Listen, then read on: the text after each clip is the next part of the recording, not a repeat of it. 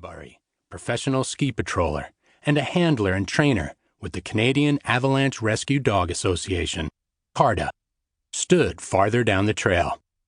His goggles rested on his forehead, his ski helmet snug over his graying hair, and his bright red ski patrol jacket brilliant against the white snow. Henry locked eyes with him. Then Ian lowered his goggles and pushed off on his skis. "This way!" Like an arrow released from a bow, Henry streaked after him. Without slowing or stopping, Ian widened his stance. Henry darted between his legs, his floppy red-brown ears streaming behind him and his paws churning up the new snow as they dug down to the groomed trail beneath. His lungs filled with fresh mountain air, and his ears with the gentle whisper from Ian's skis moving through the snow. As they headed down the slope, he felt Ian's fingers brush the back handle of his red and black canine storm vest, but he didn't break stride. They moved as a single, graceful unit, Henry beneath and between Ian's legs, curving in wide arcs down the mountainside. Midway down the trail, Ian cruised to a stop, then skied off to inspect a large fir tree. The evergreen's branches were weighed down by the previous night's snowfall. They drooped to the ground and formed a tent that hid the area surrounding the tree's trunk. More snow ringed the outside of the tent in mounds. "That looks like a tree well," Ian muttered as he withdrew his collapsible avalanche probe from his day pack. To Henry he said, "Down." Henry plopped onto his belly as Ian snapped the probe into a single 3-meter or 10-foot pull. Jabbing the probe into the snow, Ian edged cautiously toward the tree. At first, the probe hit layers of old, packed snow lying just beneath the new layer of white. But when Ian pushed aside some branches and stabbed again, the probe buried itself halfway up to his hand.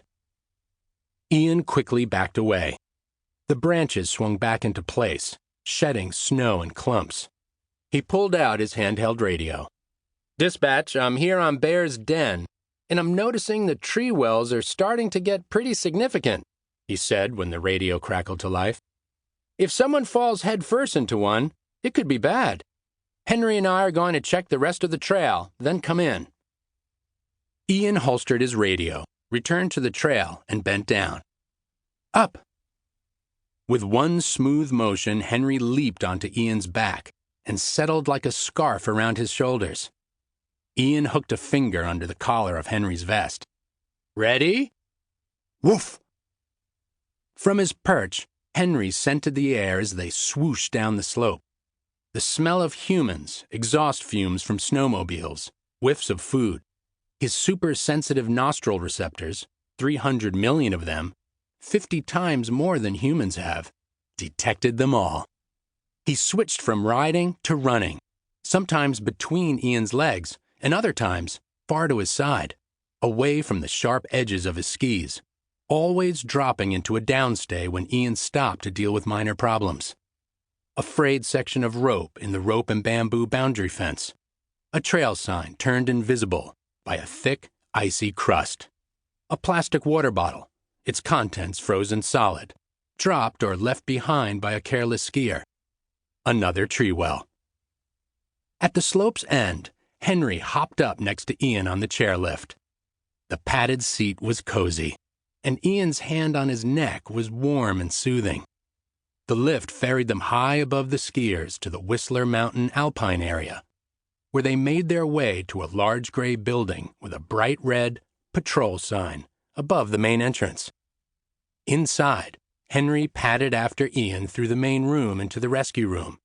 2 kennels sat amid carefully stored emergency gear. Still wearing his canine storm vest, Henry went straight into his crate, turned in a circle, and laid his head on his paws. Familiar sounds washed over him. The murmur of human activity mingled with the hum of machines, and he let out a contented huff. Then the sounds changed. Henry perked up, ears forward, listening. Ian's and others' voices rose with sudden urgency. Boots hammered back and forth across the concrete floor. Then, one set of footsteps thudded in his direction.